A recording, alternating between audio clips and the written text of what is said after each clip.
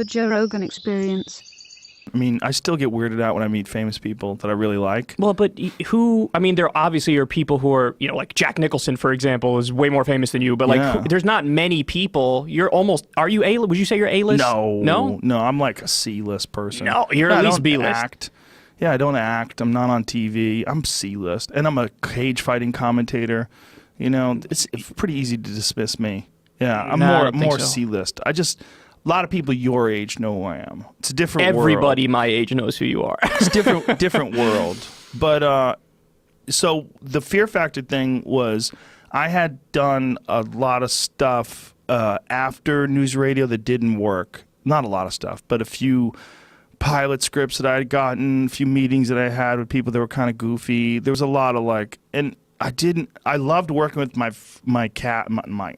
friends from news radio. They were great. But I had also worked with a bunch of actors who were actors. It's not an environment. It's not a job that lends itself to authenticity. Yeah. It's a job that lends itself to conformity because you're always auditioning for things, so you want everybody to like you. So you sort of pattern your likes and dislikes, your behavior patterns, your opinions to what. You lick your finger, you put it in the air, where's the wind blowing? I'm going that way because that's the safest way to make a living. And there's a lot of that in Hollywood. I was going to say, that gets back to my point about how insular they are. Yeah. How everybody in Hollywood's like, yeah, Oprah 2020 is fucking great. Meanwhile, who the fuck is sitting in, Kentucky like, yeah, can't wait Oprah be president, that'd be great right there. Yeah, well, maybe somebody. Maybe some I don't think so, man.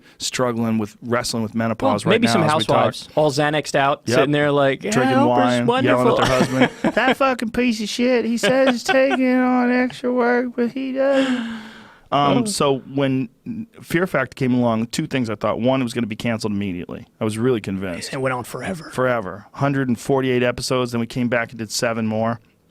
But getting attacked by dogs and making people eating bull dicks. Yeah, I was like, there's no way this is gonna last. This is crazy. And so I felt like at the very least it would give me some material, and it was a generous amount of money, and it was money that I was like, okay, if I do this and I keep doing this, I don't have to do other things. Like I can be free, and that.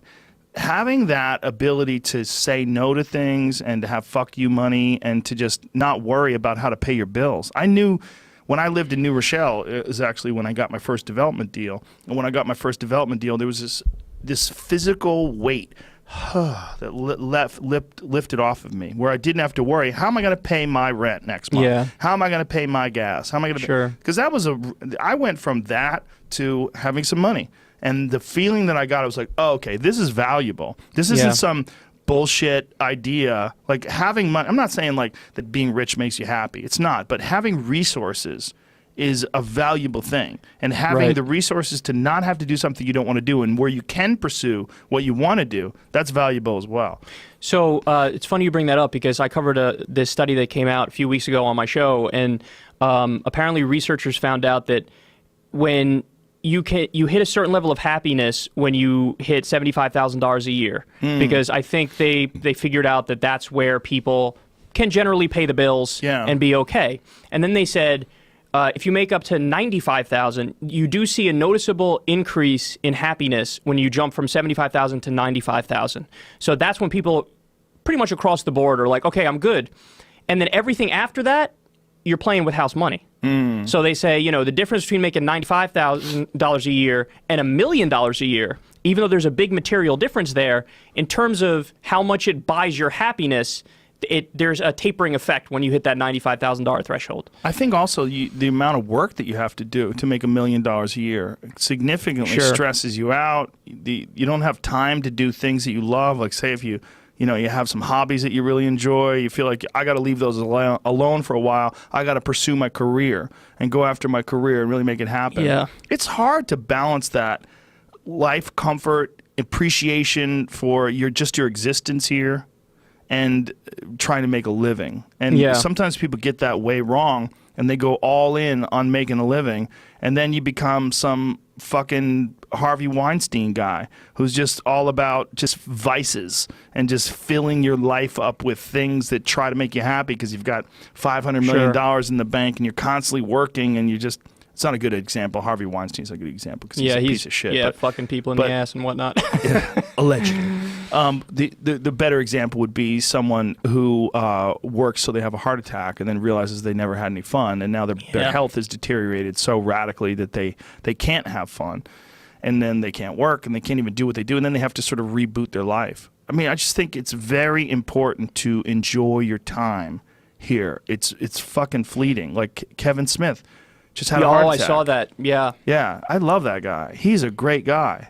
Has he ever been on the podcast? Yeah, a couple times. I've been on his. He's been on this one a couple times. He's awesome. He's just a sweet, a genuine sweetheart of a guy. He's one of those guys where if he doesn't like someone, I don't like him. Oh, so like, wow. You trust him that much that his judgment, right? Sure. If Kevin Smith doesn't like, he's a really nice guy. Like if he doesn't like you, you must be a shit. Right. Like, it just doesn't make any sense. And you know this. But my point is that this is fleeting. It doesn't. Yeah. You know, like I'm 50 years old. I became 50 years old. I don't know how that happened. It just keeps happening. Well, it's funny. I just turned 30. I just turned 30 on January 31st. It was the first birthday where I ever went, ooh. Yeah, I remember like, 30. Shit just got a little real. I remember 30 because I was dating a girl who was kind of a twat. She was just kind of a little, and not her fault. She's a little negative. She's like, I already thought you already were 30. I'm like, what the fuck does that mean? I was like, I'm telling you something's weird, and you're not even thinking about my perspective. You're like, I thought you already were 30. Like, what is that? What, you saying I look 30? What, bitch? What are you saying?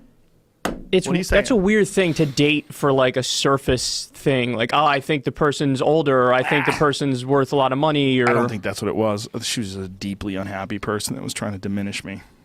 Well, that's not good. Well, it happens. Not a healthy relationship. No, it wasn't a healthy relationship. Period. But there's a lot of that happens in relationships, right? People try to diminish each other, or they feel like they're in a bad position of power.